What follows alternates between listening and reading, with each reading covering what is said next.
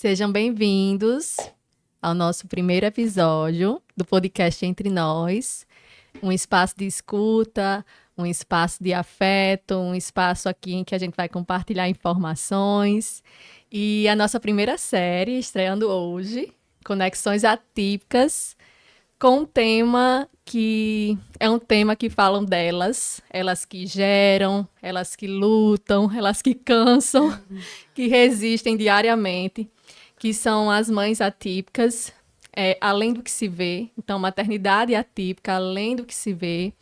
E junto comigo nesse projeto, está Lucy Diniz e Caterine Bezerra, que não pôde estar hoje conosco, mas nós três abraçamos esse projeto de criar esse podcast. E é um prazer estar aqui com vocês, Lucy, e a nossa convidada, né, Lucy? Eu gostaria que você apresentasse a nossa convidada de hoje. Então, aqui é uma ideia que vai muito mais além do que apenas falar sobre nossas dores. A gente vai falar sobre a nossa luta e como é que a gente pode vivê-la de forma mais autônoma, mais feliz e mais tranquila. E para começar, a gente já chegou colocando a melhor das melhores para poder conversar com a gente. Foi ela que é a primeira pessoa que sentou do meu lado quando eu comecei nessa jornada, que me ensinava dia e noite, que mostrava que ela poderia passar por situações tão difíceis e mesmo assim com um semblante como se nada estivesse passando. Coincidentemente, também foi uma das primeiras pessoas que lhe abraçou. Também. Essas também. Mães que abraçam a gente antes do início ficam marcadas, né? E elas nem sabem o tanto. Então aqui a gente está com Débora, mãe de Bernardo. E estamos entre também só mães atípicas, né? Meu filho Rafael está no espectro autista, teve nível suporte 1. E Samile tem o Davi, que tem o diagnóstico de TEA e de TDAH. Isso. E aí, Débora, fica à vontade. Você está em casa, se sinta em casa ou nas salas de terapias, que eu costumo dizer que a gente fica bem à vontade em salas de terapia, porque a gente conversa com quem calça ali o mesmo sapato que a gente, amiga. Então, seja muito bem-vinda.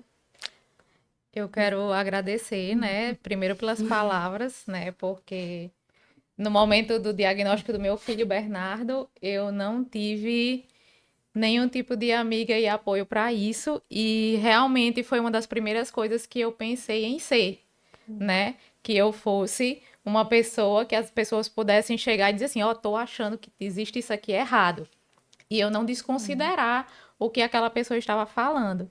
Então, escutar isso de vocês é muito importante, porque é isso que realmente eu procuro levar. E agradecer o convite, a oportunidade de estar aqui, me colocando à disposição para somar, tanto a vocês como as outras pessoas que vão estar assistindo esse vídeo. Sim, amiga, você sempre soma diariamente com informações. Eu acho que a gente precisa conhecer cada vez mais. Eu acho que algo já começou a ser feito, a gente já tem algo de informações, mas isso precisa se expandir cada vez mais. E então a gente vai começar o nosso bate-papo e eu gostaria de começar trazendo esse questionamento, né? O que é ser mãe atípica? O que é ser mãe atípica? E como vocês definiriam essa maternidade que tantas vezes ela é inviabilizada, ela é invisível, né? As pessoas não conseguem enxergar com profundidade essa maternidade. Eu acho que eu vou muito por uma linha de mudança de rota, né? Eu acho que quando alguém é perguntado sobre isso, a gente sempre diz que existe dor, mas existe muito amor. E isso aí é inegável, né? Mas quando eu me volto aqui a falar sem filtros sobre o que é ser uma mãe atípica, eu digo que é uma mãe que você não sonhou ser, né? Você olha, desde que você se entende por gente ou do que você entende que você vai construir enquanto mulher e que você tem esse desejo de ser mãe, em nenhum momento passou pela minha cabeça que eu seria mãe de uma criança com deficiência. Em nenhum momento. E quando você olha para outra realidade de uma pessoa que passa por isso, você pensa assim, poxa, na sua ingenuidade de antes, você pensa, poxa, que pena. Sinto muito por essa pessoa, mas acho ela massa. Que bom que ela é forte, mas eu não quero estar nesse lugar, não, né? Então, assim, é uma maternidade de verdade de medos, e toda maternidade tem. Mas quando você é mãe atípica, você entende muito que o medo que você pensava que existia, aquilo ali não era medo, não. Medo é o que você sente agora. Medo é o que você sente da não aceitação, do que seu filho vai passar. O medo que você tem de morrer hoje não é igual ao que você tinha de antes, É verdade. né? Infelizmente, é uma maternidade de abdicação de toda a programação que você fez durante sua vida. E aí você recai em uma maternidade solitária a um ponto que você pensa, nada do que eu pensei está acontecendo, e o filho que eu pensava que ia ter, ou aquele filho idealizado, ele não veio do jeito que você quis. Ele não é o boneco que você brincava, que você dizia assim: ah, tô brincando aqui de casinha, tô brincando de boneca, quando eu tiver um filho vai ser assim, vai ser assado, vai ser desse jeito.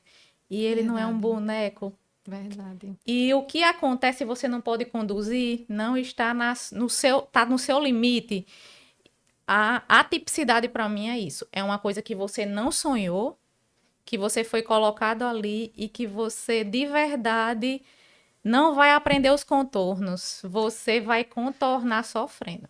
É uma dança que você não ensaiou para ela, assim, chegou, eu tava lembrando disso, que uma vez eu falando pro meu filho, assim, era aniversário dele, ela disse assim, eu me preparei para ser mãe, eu estudei, eu quis muito, só que ele veio com um repertório próprio, e mesmo os meus ensaios de antes não serviram, Não se não, ajustaram. não se ajustaram ali, aquela criança, então aí veio todo o luto das expectativas que realmente a gente constrói desde a gestação. E aí eu disse que dança no dia a dia com ele é no improviso, sabe? É você buscando energia muitas vezes de onde você não tem para dar o suporte que ele precisa. Então a maternidade atípica é isso, é dançar uma dança que você não se preparou, viajar para um lugar que você Escolheu. não escolheu, você fez as malas para outro canto e se deparou ali. É assim. Para mim foi um pouco divergente, porque como eu recebi meu diagnóstico de TDAH com 22 anos, na porta da OAB, quando eu recebi o diagnóstico, que naquela época não era tão bonito como hoje é, era bem cruel, na verdade, veio com um manual. Tipo, você não é a pior da sala, você não é a pior das pessoas, você tem TDAH. E quando eu recebi o diagnóstico de TDAH, aí veio dizendo assim, olha, você deveria estudar dessa forma, você funciona dessa forma, seu corpo funciona dessa forma. E para mim foi uma libertação. Eu me libertei naquele diagnóstico. Então, quando eu recebi o diagnóstico de Rafael, e a Manuel também estava nessa pesquisa também, passou muito tempo, eu disse, eu já procurei na medida, assim, cadê o manual? Cadê? Na mesma hora, cadê o manual? E cadê as pessoas? Cadê as mães que já estão nisso há muito tempo? Então, assim, eu consumia as mães das terapias tanto, que eu acho que até eu cansava, né? A Débora já vinha cansada e eu, me diga mais, me fala mais. Então, para mim, foi isso. O que acontece é que quando eu descobri o diagnóstico, com o Rafael, eu errei muito, porque eu abraçava e beijava, e aquilo ali, ele chorava, mas é porque feria ele doía nele, né? A parte sensível. Então, até os 3 anos, a forma que eu mostrava amor para ele era mais uma agressão. E quando eu percebi isso, doeu em mim. Eu acho que essa foi a dor que eu senti mais. Assim, caramba, poxa, eu não sabia que meu filho Tem que era. encontrar outra rota Como é que eu vou de ensinar como. meu filho a beijar? Como é que eu vou ensinar meu filho a abraçar? Porque ele não gostava disso. Então, assim, o que doeu em mim foi o meu erro de não perceber que ele realmente não gostava que ele estava ferindo ele.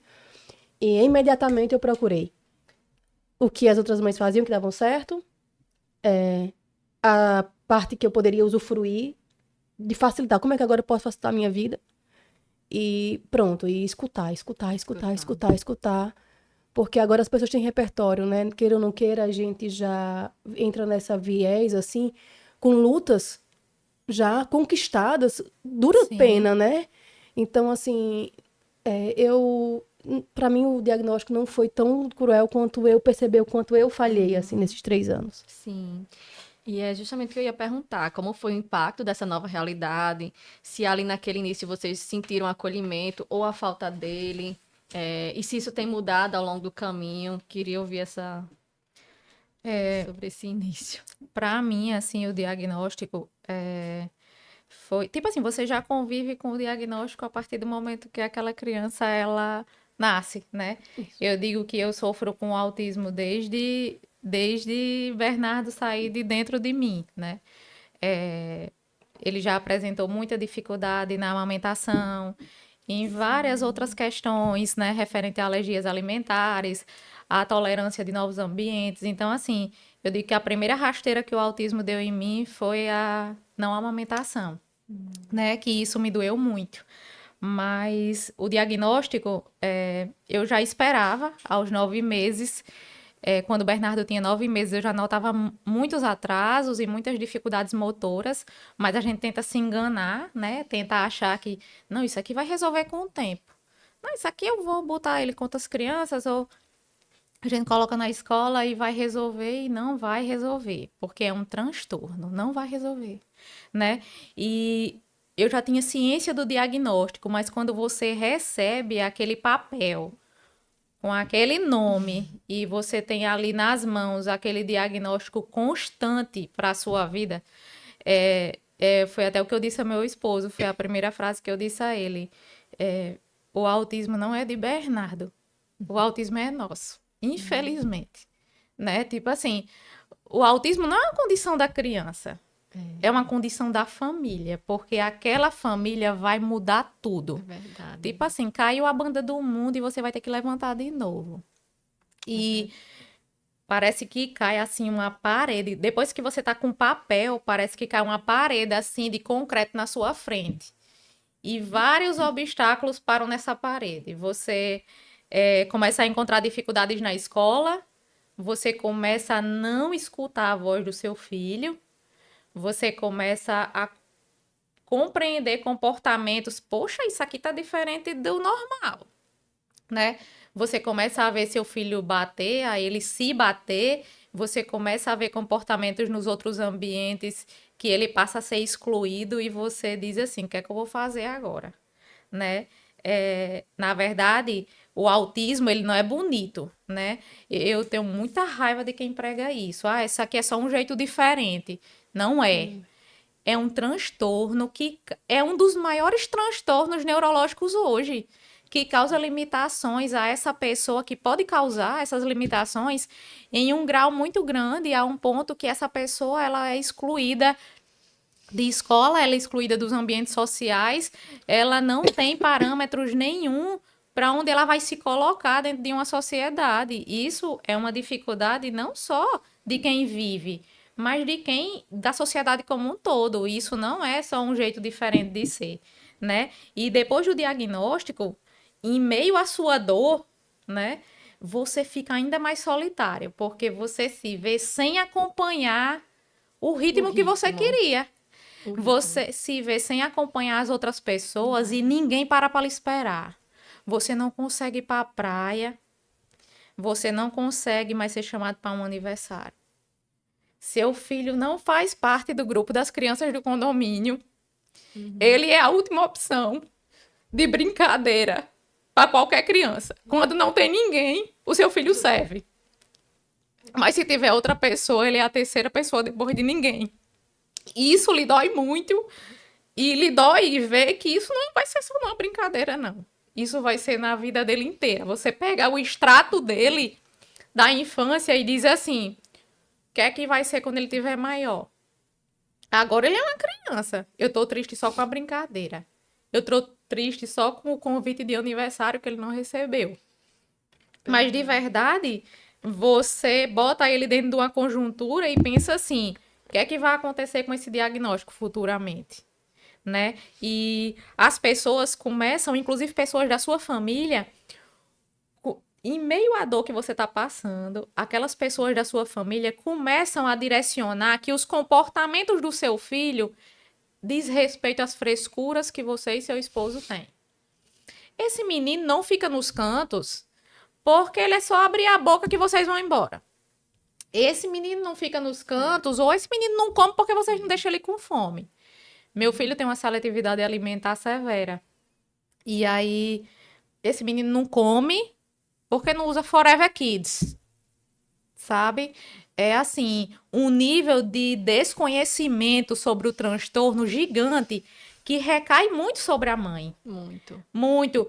Quando você chega num lugar que você diz assim, seu filho não vai descer do carro e você olha pro seu filho dentro do carro totalmente desorganizado porque não quer estar naquele ambiente ou não tolere aquilo, as pessoas olham pra você e pensam assim, não vai nem descer pra falar com o povo, não vai nem fazer ele cumprimentar e você vê assim, cara, a pessoa que queria mais que ele descesse aqui sou eu. E eu não consigo fazer isso, Isso. né? E não diz aos comportamentos não dizem respeito a mim, nem ao meu esforço. Na verdade, diz respeito ao quanto cada criança vai caminhar. E isso a gente ainda é super desassistido, principalmente a mãe, né? Você começa a escutar de outras pessoas que você é massa, que você é foda. Poxa, você é muito corajosa. Ah, você faz isso, você abdica daquilo, daquilo outro. Pessoas que não têm lugar de fala e acham que ele inclui é só você dar uma lancheirinha depois de um aniversário. Ou acham que incluir você é em um dia que você chegar na casa dela pela criança não gostar de som, ela baixou o som e ali ela incluiu você. Sendo que inclusão não diz respeito a ações pontuais. E por isso é tão importante que eu esteja aqui falando disso hoje. Inclusão diz respeito a uma mudança de atitude que você leva durante todos os dias do ano. Porque essa criança não vai existir só no dia que você vai dar uma lancheirinha a ela. Verdade. Ou no dia que você vai desligar o som porque ela chegou na sua casa. Essa mãe precisa do seu apoio toda a vida. Ótimo. E essa família também, porque essa criança existe todo dia. Ela não vai existir só em um dia, não. Mas as pessoas acham que mover ações pontuais fazem com que, ai, vou mudar a vida dessa pessoa. Ela vai achar bonito isso aqui, mudou a vida dela. Não mudou, não. Porque foi só um tiquinho de abraço, só um dia. Não lhe acolheu, não atendeu a sua necessidade, infelizmente. E hoje a gente tem novos dados, né, da CDC, né, que trazem, saiu ontem, inclusive, os novos dados, que 1 a cada 31 crianças é autista. O autismo vai estar em todo canto, e isso que eu estou dizendo aqui não é praga, não. É estatística. Vai estar em todo canto. Se não tiver dentro da sua casa, vai estar na escola do seu filho, vai estar no seu condomínio, vai estar no ambiente de trabalho, vai estar nos parques, vai estar em todo canto. E a gente precisa aprender formas de lidar com isso. E eu fiquei pensando, quando eu vi esse dado, pensando assim, isso te assusta ou é indiferente para você? Porque dependendo da sua resposta, eu acho que você tá fazendo alguma E- coisa para mudar. e Se eu- te assustar, você tá fazendo alguma coisa para mudar. Se isso foi indiferente, foi mais só um dado, então E eu não sei, assim, se vocês sentem isso, mas as crianças típicas que realmente convivem com crianças atípicas, elas tendem a absorver e antecipar algumas complicações. Um exemplo.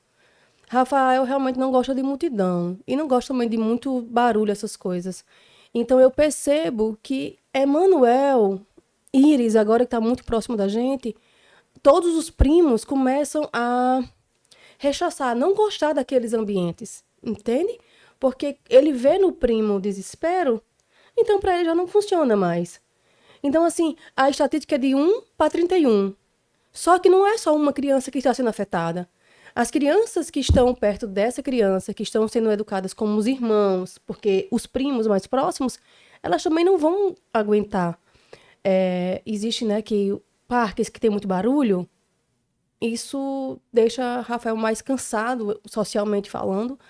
Então, quando ele começa a dar Indícios. indícios, os iguais, os pares, que não são pessoas atípicas, mas se sentem como, já querem ir embora, já querem parar ali. Então, a sociedade tem que entender que uma criança atípica, ela reverbera aquela necessidade para todas as outras ao redor, entendeu? E acho que é muito necessário a gente começar a entender e ver como é que isso vai se harmonizar. mas a educação dentro da família faz toda a diferença, né? Porque a criança, ela também aprende pelo exemplo, Isso. por ver. Então, assim, conversar e ser exemplo para aquela criança vai fazer toda a diferença. Lá em casa, no diagnóstico, né? Trazendo essa do início, Débora falando e eu me identificando, assim, em alguns momentos, porque antes do diagnóstico do meu filho, teve o de Bernardo, que é meu sobrinho. Na verdade, ele ali no início foi diagnosticado com ansiedade, não era nem um autismo, mas ele tinha uns traços. E eu lembro que uma das coisas de quando eu descobri o autismo de Davi, que eu chorei muito, eu ia chorando parceladamente, assim, eu ia aos poucos chorando, me preparando, porque aquilo ia se revelando como uma janela que você vai abrindo a cortina, assim, aos poucos, pronto, você vê as frechas, aí de repente você vai abrindo mais aquela cortina. Assim foram os sinais do autismo. E a mãe sente, assim, a mãe tem aquele despertar ali que algo está fora da rota. E eu lembro que minha irmã já passava uma realidade com meu sobrinho, e eu dizia, Débora, assim, eu disse, olha, ele não, porque ele bebê, ele fechava os olhinhos quando ele via alguém desconhecido, ele não ia para ninguém desconhecido, ele não tolerava também ambientes com muitas pessoas, ele bebê. E eu falava para ela cair nesse pecado de dizer assim, é porque vocês ficam muito em casa, vocês também não querem sair. Então, quando veio o Theo, eu disse, meu Deus, eu errei aqui. E aí começou a vir várias coisas na minha cabeça de tentativas que eu quis ajudar, mas eu falei, e eu sei que eu posso ter machucado ali naquele lugar, porque agora fazia sentido para mim. Que não era porque eles não estavam saindo de casa, que a criança não estava se socializando. Tinha mais coisas ali por trás, né? Que eu fui entendendo aos poucos. Então, caiu muito esse peso. E lá em casa, eu comecei a enxergar esses sinais, só que o meu esposo passou 2 anos dizendo que era coisa da minha cabeça. Hoje é algo superado, hoje a gente liberou perdão nesse sentido, mas eu lembro que foi muito dolorido ali no início não ter esse apoio integral dentro de casa, que eu sei que é algo que muitas famílias passam. A gente também tem dados aqui que eu trouxe para compartilhar, que o Instituto Baresi, né, indica que 78% dos pais de crianças com deficiência ou doenças raras abandonam as mães antes dos filhos completarem 5 anos. Quase 80% a gente tem ali de pais que abandonam o lar antes desses filhos completarem 5 anos, né? E a gente tem uma realidade de maternidade solo, maternidade atípica, que já é tão difícil. Então, ali para mim foi também algo complicado naquele início. Meu marido, o processo dele foi diferente. Quando a neuropsicóloga afirmou seu filho está dentro do espectro, foi como se ele levasse um soco ali naquele momento e ele se caiu assim, chorando, assim, foi de casa, da clínica para casa, chorando, sentindo aquilo. Ele só validou quando ele escutou, e eu sei que ele sentiu de maneira abrupta. O meu foi parcelado, acho que até hoje a gente chora, até hoje esse choro parcelado, mas o processo dele foi diferente. E foi tão diferente quando eu senti que ele apoiou, assim, o peso que estava aqui foi aliviado, sabe? O que eu estava sentindo de peso, de angústia, assim, começou a ser dividido e aquilo ali trouxe um alívio para mim, mesmo diante de um diagnóstico. Então, a importância da gente ter, assim, alguém por perto que seja essa mão estendida, que seja esse apoio, que seja esse acolhimento, sem julgamento, sabe? Davi tem uma questão muito comportamental. O traço mais forte do meu filho é o comportamento. E ele tem uma questão com frustração e com contrariedade que é bem difícil. Então, às vezes, ele não tem ali aquela vontade atendida. E eu sei que ele tem que passar por frustração, porque, na verdade, a vida é um constante se frustrar. Então, eu tenho que ensinar isso para ele. Mas a intensidade com que ele recebe uma frustração é desproporcional, vamos dizer assim. E isso gera olhares nos ambientes. Então, eu já escutei de pessoas próximas até dizendo, vocês têm que ser mais Firmes. mais duro com ele de agora, porque senão não vai mudar. Então aquilo me feriu, porque de certa forma eu tô o tempo todo lutando, na verdade acho que eu luto sempre, só que tem dias que eu também não tô com essa energia pra ali pegar. Eu lembro de uma vez no Termas até, vou citar aqui uma situação de um tiro ao alvo, que ele na fila, os meninos estavam perto de acertar a última bola, e eu já estava vendo que ele já estava ficando um pouco assim ansioso e nervoso porque ele não ia ter a chance de acertar aquela bola. E você já vai até se preparando para aquele momento, né? Então, quando o menino acertou antes dele, que aí ele já começou a chorar, já foi pro chão, e eu fiquei ali no chão com ele um bom tempo, explicando para ele, filho, você participou, é assim, ó, a gente nem sempre vai ganhar. E eu fiquei por vários minutos explicando para ele, e ele lá chorando, naquele comportamento, não se acalmava. E eu queria tirar ele de lá, às vezes eu não consigo com a força, porque ele já tá maior. Aí, depois de um bom tempo, os recreadores vieram lá de dentro e disse, mãe, a gente vai dar a lancheira para ele. Aí eu disse, nem precisa. Ele disse, não, a gente vai dar. Aí eu disse, eu já tava lá tentando, tipo assim, que ele esquecesse o prêmio. E eles chegaram com uma lancheirinha pra dar pra ele. E aquilo ali me tocou, sabe? Eu agradeci. Por mais que eu estivesse ensinando que eu queria que ele fizesse diferente, mas aquele ato de receber aquela lancheirinha, mesmo diante daquela cena, me acolheu. Então, Sim. às vezes a forma como se fala, ou você não julgar o outro, porque eu vejo que às vezes a família quer até ajudar, mas ela vem de uma forma que não acolhe, na verdade. Ela julga a partir das vivências dela. Eu acho que tem que Isso. olhar. Eu digo muito, converse com a família, pergunte aos pais, porque às vezes a sua vivência não vai servir para você aconselhar Exatamente. ou dizer ao outro. Muitas vezes as pessoas da nossa família, elas têm as concepções delas pelo que elas já viveram, né? Isso. É muito o que eu digo, às vezes as pessoas mais próximas, né? Tipo, quando muitas vezes a mãe da gente, ou até a sogra, né? Que eu digo que sogra é igual a caju.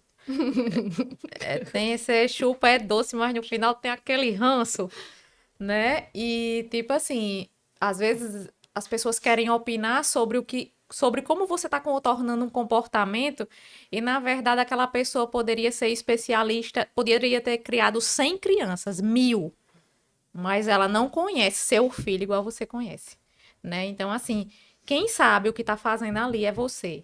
Então, essa pessoa, quando quer lhe ajudar, ela chega e diz assim: o que é que eu posso ajudar para você? O que é que eu posso fazer? E não contornar da forma que ela entende, das realidades dela, o que deve ser, É né? verdade. Eu acho que para mim a maior questão foi realmente explicar para as pessoas que não gostariam de entender e a forma que as pessoas não aceitavam, era como se fosse algo tão pior do que é, sabe? Como se fosse algo tão mais esdrúxulo não sei, era eu não sei o que as pessoas também acredito que pelas experiências dela antigamente elas tenham um medo, um pânico do desconhecido, que é mais fácil elas serem antagônicas, não quererem nem saber. Negligência. Negligentes, é. Porque eu acho assim que eu não imagino uma pessoa ser cruel só por ser cruel, sabe? Mas. E a gente começou a falar, e eu e a Adriana, a gente fala muito sobre isso, a gente fala para as pessoas mais próximas, né? Porque a gente nunca falou assim abertamente, mas a gente ficou fazendo esse exercício. Vamos falar sobre, para que Rafael também não tenha impressão que isso é algo ruim para ele, sabe? Sim. Porque também tem até isso é muito para nível de suporte 1, eles precisam também gostarem disso, sabe? Se abraçarem. E quando as outras pessoas do convívio começam a dizer, não é autista, olha, ele faz isso. Olha, ele deu bom dia, né? Ele tá brincando. Ele tá brincando com os amigos, como é que ele pode ser autista? Então, assim, isso limita muito as pessoas entenderem. E aí, a Rafael tem uma questão muito grande com o cabelo. Ah, ele não é autista, e mete a mão no cabelo dele. Indenizar aí pra ele, tá puxando, mãe, começa a chorar. Eu digo, olha, não faz. E como o Rafinha ainda não fala bem, Emanuel que aprendeu. Olha, meu irmão é autista, não toca no cabelo dele. Ó, não toca no cabelo do meu irmão, assim, mas...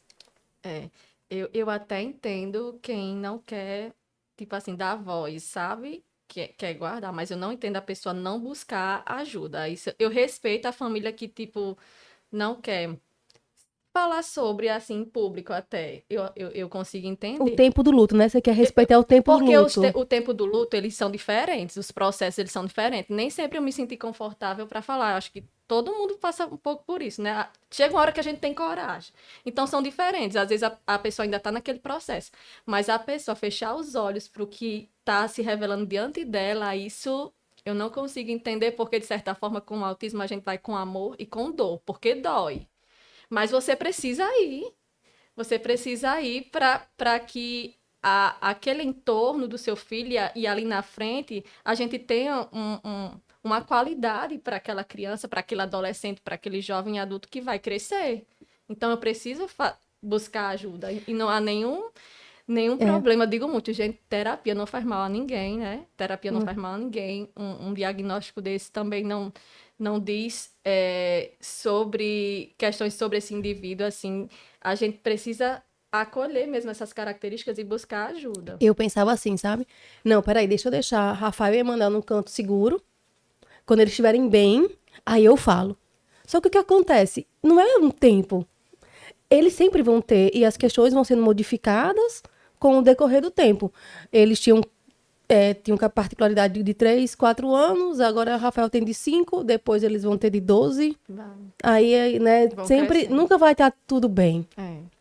E eu trouxe só alguns dados para a gente ir para a nossa próxima pergunta, para ilustrar.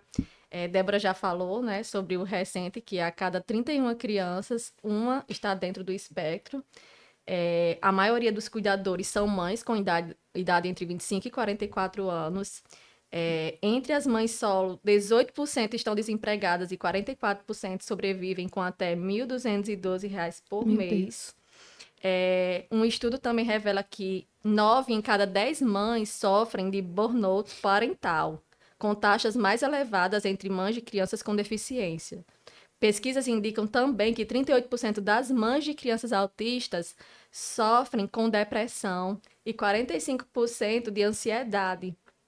Então, são dados que revelam o quanto essa maternidade ela tem uma sobrecarga. E é como você falou, Débora, que o autismo não é só da criança, é da família. Então, todo mundo ali está envolvido naquele universo e sofre com aquilo diariamente. Tem coisa que até o nosso filho não tem a percepção ainda e vem tudo para quem? Quem é que absorve tudo? É aqui, né? O filho não tem a percepção da exclusão, o filho não tem a percepção desse olhar da sociedade, mas nós temos e aí vem tudo para cá. E essa carga, ela tá adoecendo as famílias. E aí eu queria perguntar para vocês, o que vocês sentem que passa mais desapercebido? Dentro da maternidade, né? Eu diria que a dor de conviver com a deficiência passa muito despercebido por quem não vive, né? A gente tenta sempre levar muita informação, muita coisa, mas de certa forma, quando você tem o diagnóstico, né, as pessoas acham que você vai se acostumar com aquilo. Ah, essa pessoa recebeu o diagnóstico e está em tratamento e segue-se.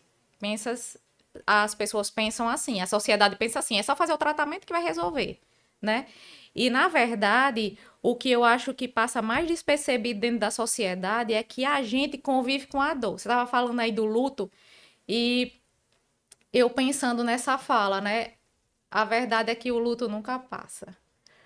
Porque a dor, ela nunca acaba, você tá convivendo com ela todo dia. Você vai com dor e com amor, não passa. Exatamente. Tipo assim, as pessoas... Você não vai se acostumando com as limitações. É ao contrário. À medida que a criança vai crescendo, você vai tendo ainda mais raiva das limitações, porque aquilo faz ela ficar mais atrasada. Eu vou dizer uma coisa aqui que eu não sei se todo mundo vai conseguir separar, mas quando eu olho meu filho, ele ainda é não verbal. Eu penso que eu vou escutar muito ele falar. Mas hoje ele tem 6 anos e ele ainda é não verbal. Quando eu vejo uma criança falando, nenhuma vez, depois que Bernardo nasceu, que eu escutei uma criança falando, não me doeu. Eu olho assim para a criança falando e parece que... Eu fico olhando, cara, parece uma mágica. Essa criança abre a boca e fala e meu filho tem uma dificuldade enorme de falar. Por quê? Quando eu olho uma criança comendo qualquer coisa no shopping, em qualquer canto, eu olho assim e me dói ver aquela criança comer gostando, porque eu penso assim... Não pelaquela criança. Eu olho para a realidade e penso assim, queria viver isso aqui também.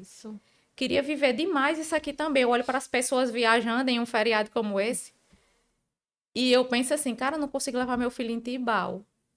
Porque ele não gosta, porque ele não quer ficar pela rigidez cognitiva, é tão grande que você olha assim, as pessoas da sua família também vêm e dizem assim, é porque você não tenta. Mas assim, ninguém tá lá para saber. A primeira coisa é que quando a mãe vai sair, ela pensa assim: que será que meu filho vai gostar nesse canto? Você vai pelo seu filho. Aí eu olho para minha realidade com as pessoas dizendo assim: você não tenta. Aí eu olho pro meu filho e vejo ele super confortável em casa. Eu vejo ele odiando ir para a praia. Eu vejo ele, eu boto uma previsibilidade para ele para ver se eu consigo que ele passe 1 hora na praia. Ele tá gostando dali? Não tá, mas dói você ter limitação. É muito difícil uma pessoa dizer que não a dor passou. Não passou porque a limitação ela só aumenta. E as pessoas que não vivenciam isso acham que você tem que se acostumar com a dor. Mas de verdade, o que passa despercebido é que você vive com dor. Você olha assim para sua realidade e as pessoas não veem que você não consegue escolher uma escola. Você não tem direito a escolher a escola. É a escola. A escola, se quiser lhe aceitar, eu olho assim para o meu filho e penso assim, a escola que ele apontasse aqui em Mossoró eu podia pagar. E ele é rejeitado pela condição neurológica dele. Eu olho para o supermercado, eu vejo assim as prateleiras e penso assim, não tem nada aqui que eu não pudesse comprar. E tudo que eu levar para casa ele não vai comer. Tipo assim, você convive com essa dor e você é despercebido. Porque as pessoas não entendem isso. Tipo assim, o povo pensa, teve aí autismo, tá bom, segue-se.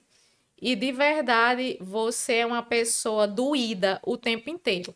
Você é uma pessoa que espera que seu filho seja acolhido nas mínimas coisas. Eu citei aqui exemplo de entregar uma lancheirinha, de chamar para um aniversário. E às vezes as pessoas que não vivem isso pensam assim, eu não vou dar um ovo de Páscoa a Bernardo, não, porque ele não come chocolate. Mas você pense que o autismo não é dele, não. O autismo é da família todinha. Aí você chega lá e diz assim, Débora, ele não come chocolate, não, mas tá aqui o ovo dele. Tá aqui pra você. Tá aqui porque é dele, eu me lembrei dele. Embora você não esteja dando para aquela criança, acredite que você acolheu essa mãe nesse dia. Verdade. E faça isso todo dia. Não é em dar nada, não. É assim, é em você chamar para um aniversário e dizer assim, mesmo que ele não venha, tá aqui a lancheirinha, ou então assim, venha antes. Débora, venha antes de chegar o povo, só pra gente bater uma foto. Cara, você pensa assim, poxa, essa pessoa tá se importando comigo, tá se importando com a minha família, porque meu filho pode não gostar de aniversário, possa ser que ele nunca goste, mas o que eu construí durante a minha vida e durante a minha trajetória faz com que eu sinta dor porque ele não gosta. Aí quando você me acolhe com uma lancheirinha ou só com um convite, você pensa assim, poxa, não consigo fazer com que meu filho vá, mas eu me senti acolhida. Débora, eu queria lhe fazer uma pergunta. Você teve uma fala numa live que vocês tiveram muito bonita, dizendo que para que as mães típicas pudessem apenas segurar um cartaz. Quando você fala, e eu vejo uma diferença discrepante enorme entre mães atípicas de nível de suporte 1, nível de suporte 2 e nível de suporte 3. E eu achava que a gente poderia, já que estamos aqui iniciando essa jornada, que as pessoas entendessem que, às vezes, o nível de suporte 1 precisa ficar calado mesmo. Porque eu não teria como conversar sobre nenhuma pauta, porque todas, assim, parecem realmente agora inadequadas. E, às vezes, a gente fala assim, tipo, isso daqui me supre, mas não supre as outras mães. E eu vejo que isso tem acontecido. Você falou, minha briga, eu até falei sobre isso essa semana. Olha, minha briga é grande. Meu marido está do meu lado sempre. Minha briga é com escola particular e plano de saúde. Outras mães estão brigando com o SUS e com escola pública. E sem ninguém. Então, assim, são patamares diferentes. E eu acho que a gente precisa aprender apenas a ficar calado e escutar quando outras mães de nível de suporte diferente estão falando. Porque a necessidade é diferente. É como se fosse no mar e cada um com um barco diferente. A gente mesmo que está dentro do espectro, falando já nitidamente entre todos os atípicos, né? Você olha e muitas vezes as pessoas que estão dentro dessa atipicidade, elas não compreendem que existem individualidades dentro do espectro, né? Muitas vezes a gente, é o que você falou, a gente olha e a gente pensa que um segmento vai atender tudo. E na verdade não vai, né? É muito o que Samile disse. Procure saber o que é que essa família precisa. E assim você vai conseguir atender a individualidade dessa pessoa, não importando o nível dela, né? Eu lembro de uma vez no corredor da escola, conversando com outra mãe atípica, que o filho era nível de suporte 2 ou era 3. Aí ela conversando comigo, né, dizendo, eu tenho um filho com TEA. Ela disse, mas é nível 1, né? É mais leve. Ela disse isso e logo ela corrigiu. Eu sei que as mães atípicas não gostam de quando a gente diz que é leve. Ela tendo um filho nível 2 de suporte. Ela falou e ela mesmo corrigiu ali. Aí eu olhei para ela e disse, na verdade eu não disse, eu tô dizendo isso agora, porque eu pensei, eu disse, você pode dizer isso. Isso, eu sinto a mesma Porque coisa. você sabe, Eu sinto a mesma se coisa. de você, eu aceito isso tranquilamente, porque eu sei que para ela As comorbidades são ainda em São. outro nível. Quando Isso. a gente veio falar assim, vamos Então- falar, Débora que vai vir. Eu disse, meu Deus, o que eu vou falar? O que a minha experiência vai poder agregar? Porque Débora abrange muito o mundo, né? Mas agrega. E, tipo assim, seletividade alimentar aqui pra mim eu acho que é um tabu, assim, tão particular, porque eu lembro você falando com o Bernardo no hospital, e ele não podia comer, e acho que foi uma semana. Eu acho que a gente, nem eu nem a Adriana, a gente sentiu, nem no diagnóstico, de que quando você falou aquilo. Quando você falou, eu e a Adriana, a gente passou uma semana sem dormir, sem querer comer, disse, e agora, como é que o Bernardo tá? E pra gente foi tão forte aquela conversa nos sentidos, que a gente ficou, olha, toda vida que ela falar, a gente cala a boca. E a Adriano chorando, sabe? Assim, meio que muito emocionado, assim, disse assim, Adriano. E a gente tinha ido muito estressado naquele dia. Aquele dia tava sendo muito difícil pra gente, porque Rafael mordia cada criança um dia. E a gente ficou muito difícil. Aí quando você falou, a gente, meu Deus. E quando a gente teve sorte, porque você também falou de Emanuele, que conseguiu ali dar a comida aqui, suporte. Aí eu disse, meu Deus, como Deus é maravilhoso, porque meu filho estuda com o Luiz, então assim, eu tenho esse suporte. Como é que pode? Como é que Deus foi tão generoso com a gente? E, enfim, só sei que era a regra. A gente, nos sentidos, quando você falava, a gente fica calado. Mas é isso mesmo. O silêncio. Aí eu também entendo que a gente precisa respeitar. A gente fica calada, né, Samile? Quando alguém nesse nível de suporte 2 ou 3 fala, a gente não. O que vocês falarem. Ou com algumas comorbidades, porque, pronto, o TOD pra gente é mais complexo, então, né, quem tem TOD nessa mulher, a gente fica mais retraído. Isso.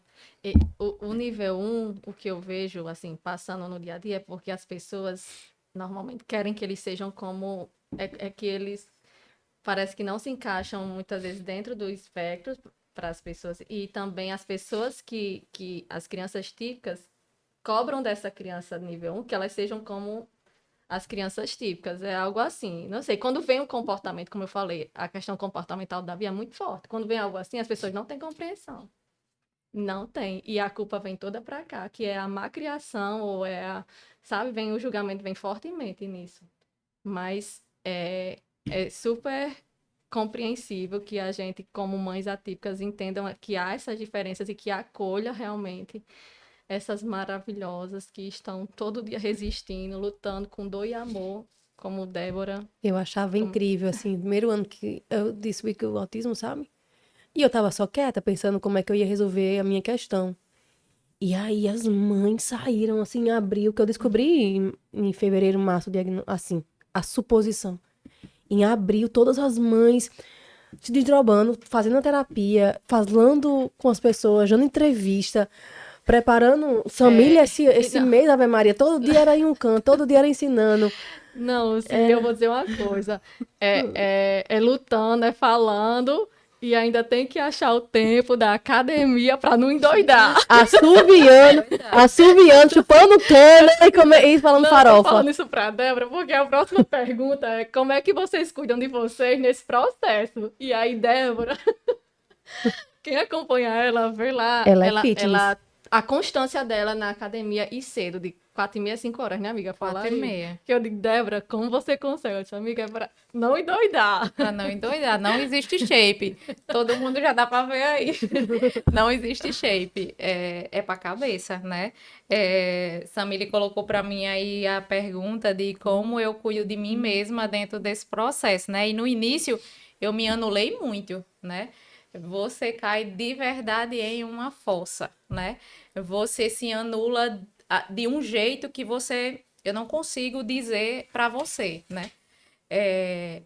Porque as demandas são gigantes, os horários são massacrantes, né?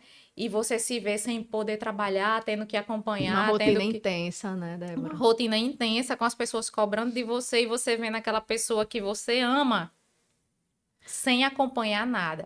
E amiga, comente, você também, antes de Bernardo, você trabalhava, né, se eu não me engano. Sim. Você tinha sua vida profissional Sim. e a gente viu você ali, naquele momento, isso aqui vai ficar aqui de lado. aqui vai essa ficar aqui. profissão vai ficar aqui de lado. Hoje eu agradeço, hoje e sempre, né? Meu esposo tem um aparato muito bom para dizer assim, você vai ficar com Bernardo, Isso. né? E isso foi muito importante. Foi, não é, né? É muito importante porque eu consigo de verdade me redirecionar para essas demandas a um ponto que eu não enlouqueça de tudo. Porque a gente sabe que não é a realidade de todo mundo. De todo mundo, poder- exatamente. Então, assim, no início eu me anulei tanto a um ponto que eu não penteava mais cabelo, eu ia com a roupa que fosse. Tipo assim, eu comecei a me dar conta quando eu li um texto na internet. Dizia a seguinte frase, eu não me lembro do texto inteiro, mas dizia assim: você diz que morre pelo seu filho, mas você já experimentou viver por ele? Né? E aí eu comecei a me tocar de que morrer por alguém de verdade não significa amor, mas viver por ele sim, né? E aí eu lembro muito que nesse mesmo dia minha irmã tinha falado comigo e tinha dito assim: eu devia estar um Timóteo, né, nesse dia. Mas minha irmã disse assim: Débora, você sempre achou seu cabelo tão bonito e seu cabelo tá tão assim. Dê um corte, pintei seu cabelo. Mãe disse que você não se importa mais com shampoo, não se importa mais com roupa, não se importa mais com nada. É só de terapia em terapia. É só chorando, não tem amizade, não tem isso, não tem aquilo. E aí eu lembro que eu disse essa frase a ela: Alice, no dia que eu estiver me importando com cabelo, eu tô sem problema na vida. Mas aí você se dá conta que, tipo assim, cara, se eu comprar uma blusa de vez em quando na Shein, ou se eu comprar um shampoo que diminui os frizz do meu cabelo, eu não vou sofrer mais nem menos por isso, né? E você começa a... Poxa, eu posso fazer isso aqui por mim. Eu tô sofrendo, mas eu posso comprar uma roupa. Eu tô sofrendo, mas eu posso pentear meu cabelo. Eu tô sofrendo, mas eu posso pelo menos não parecer um Timóteo nos cantos. Exatamente. A gente Verdade. esquece muito de quando a gente está bem, a gente cuida melhor, né? E aí eu comecei a pensar também na frase do que morrer, na verdade, por alguém não quer dizer que você ame ele, mas viver sim. E aí eu olhava para minha realidade e pensava assim: eu não posso ir embora daqui, de jeito nenhum. Aí eu posso orar e pedir a Deus para me livrar das outras mortes. Tipo assim, de acidente, do homem mau, de tudo isso. E eu posso também. Deus não faz. Uma coisa que Deus não faz é a nossa parte. Deus faz tudo, menos a nossa parte. Aí, tipo assim, eu pensei, eu vou ao menos para uma academia, assim, para Deus ter pena de mim e me deixar aqui mais tempo. E aí eu olhava assim: que horas eu vou para uma academia? Se eu não tenho uma pessoa que fica com esse menino 10 minutos. E eu comecei a botar a academia no meu horário de sono. Eu pensei assim: eu acordo de 5h30. Se eu acordar de 4h30, eu vou acordar cansada do mesmo jeito, igual a 5h30. Não vai influenciar nem contribuir em nada.